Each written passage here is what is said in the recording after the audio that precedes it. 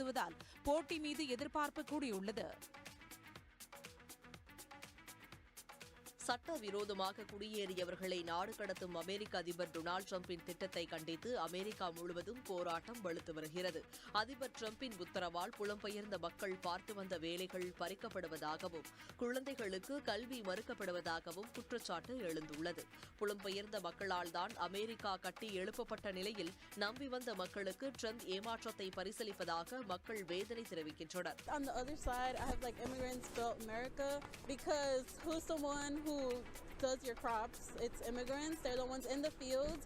Who picks up your trash? It's immigrants. They're the ones that are cleaning out the offices, the bathrooms, everywhere you work. They're the ones that clean up. They're not the ones that are sitting at an office desk doing paperwork. They're the ones behind everything. சிகாகோவில் உள்ள அதிபர் Donald டிரம்புக்கு சொந்தமான கட்டிடத்தின் முன் குடும்பத்துடன் குவிந்த ஏராளமான புலம்பெயர்ந்தோரும் அவர்களது ஆதரவாளர்களும் நாடு கடத்தல் நடவடிக்கைகளை நிறுத்தக் கோரி முழக்கங்களை எழுப்பினர். ஒரு பக்கம் புலம்பெயர்ந்தோர் ஆதரவு போராட்டங்கள் அமெரிக்கா முழுவதும் அதிகரித்து வரும் நிலையில், மறுபக்கம் சட்டவிரோதமாக குடியேறியவர்களை திரும்ப அனுப்பும் டிரம்ப் அரசின் நடவடிக்கைகளும் வேகம் எடுத்துள்ளன. 48 மணி நேரத்தில் 200 முறை லேசான நிலநடுக்கம் ஏற்பட்டதால் கிரீஸ் நாட்டில் உள்ள புகழ்பெற்ற சுற்றுலா தலமான சாண்டோரினி தீவில் பள்ளிகளுக்கு விடுமுறை அறிவிக்கப்பட்டுள்ளது.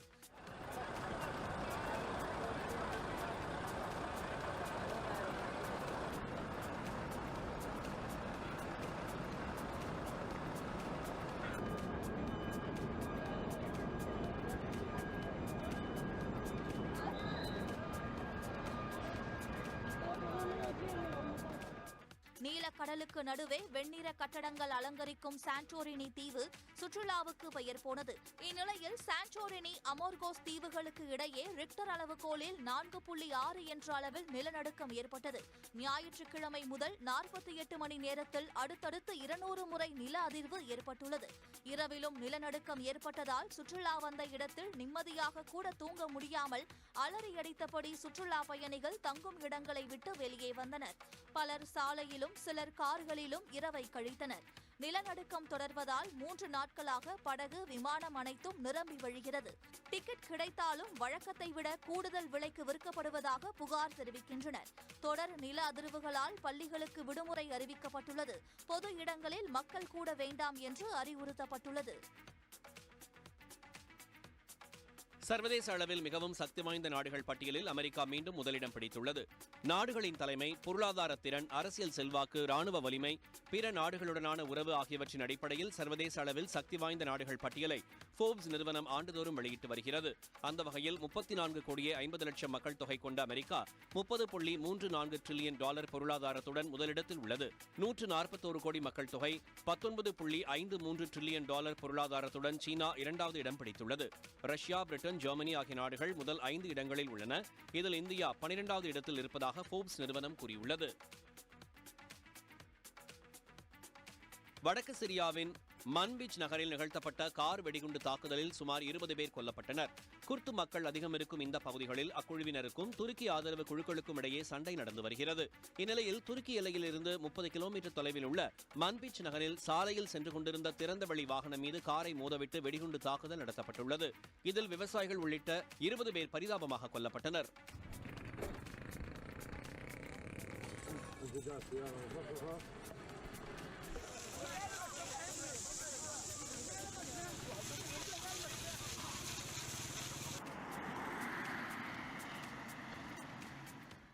இதுவரை எந்த ஒரு அமைப்பும் இந்த தாக்குதலுக்கு பொறுப்பேற்கவில்லை. ஏற்கனவே பிப்ரவரி 1ஆம் தேதி நடந்த கார் வெடிகுண்டு தாக்குதலில் 4 பேர் கொல்லப்பட்டனர். கடந்த ஒரு மாதத்தில் நடந்த 7வது தாக்குதல் இதுவாகும். அமெரிக்க ஆதரவு குர்து மக்களின் சிரிய ஜனநாயக படை வசமிருந்த மன்பீச் நகரத்தை கடந்த டிசம்பரில் துருக்கி ஆதரவு குழு கைப்பற்றியது. இந்நிலையில் துருக்கி ஆதரவு குழுவே தாக்குதல் நடத்தியதாக சிரிய ஜனநாயக படை குற்றம் சாட்டியுள்ளது.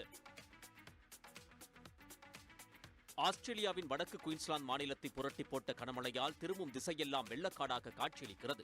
அந்நாட்டில் குறைந்த காற்றழுத்த தாழ்வு நிலை காரணமாக வடக்கு குயின்ஸ்லாந்தில் விட்டுவிட்டு கனமழை பெய்து வருகின்றது. இதனால் ஆங்காங்கே மரங்கள் சாய்ந்து தாழ்வான பகுதிகள், விளைநிலங்கள், கட்டடங்களை வெள்ளம் சூழ்ந்துள்ளது.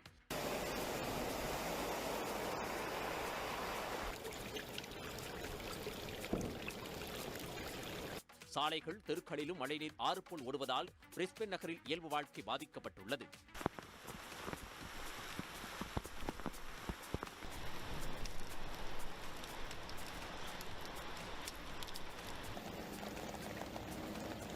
குயின்ஸ்லாந்தின் வடக்கு பகுதியில் இரவு கொட்டிய பலத்த மழையால் தாழ்வான பகுதி மக்கள் அவசரமாக படகுகளில் மீட்கப்பட்டனர். இதில் ஒரு படகு கவிழ்ந்து ஒருவர் உயிரிழந்ததாகவும் அப்படகில் பயணித்த மேலும் 5 பேர் பத்திரமாக மீட்கப்பட்டிருப்பதாகவும் ஆஸ்திரேலிய அதிகாரிகள் தெரிவித்துள்ளனர். ஆசிய சாம்பியன்ஸ் லீக் எலைட் கால்பந்து தொடரின் ரொனால்டோவின் அல் நாசர் அணி 5வது வெற்றியை பதிவு செய்தது. அல் வாஷல் அணிக்கு எதிரான போட்டியில் தொடக்கம் முதலே அல் நாசர் அணி ஆதிக்கம் செலுத்தியது.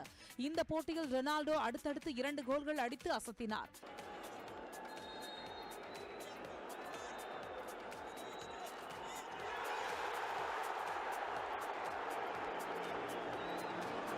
இறுதி வரை அல் வாஷல் அணியால் கோல் அடிக்க முடியாததால் முடிவில் 4-0 என்ற கோல் கணக்கில் அல் நாசர் எளிதான வெற்றியை பதிவு செய்தது. இதன் மூலம் புள்ளிகள் பட்டியலில் பி குரூப்பில் 3வது இடத்தில் உள்ளது. மெக்சிகோ மீதான 25% வரி விதிப்பை 1 மாத காலத்திற்கு மட்டும் நிறுத்தி வைப்பதாக அமெரிக்க அதிபர் டொனால்டு ட்ரம்ப் தெரிவித்துள்ளார்.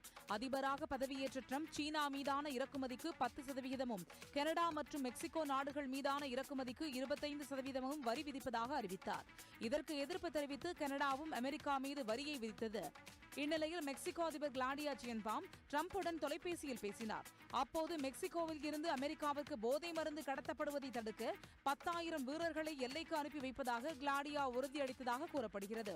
இதனை ஏற்று மெக்சிகோவிற்கு விதிக்கப்பட்ட 25% இறக்குமதி வரியை 1 மாத காலத்திற்கு மட்டும் நிறுத்தி வைப்பதாக ட்ரம்ப் அறிவித்துள்ளார்.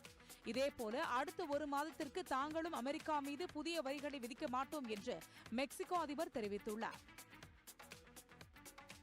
திருப்பதி திருமலையில் உள்ள ஏழுமலையான் கோயில் ரத சப்தமி விழா விமரிசையாக கொண்டாடப்பட்டு வருகிறது.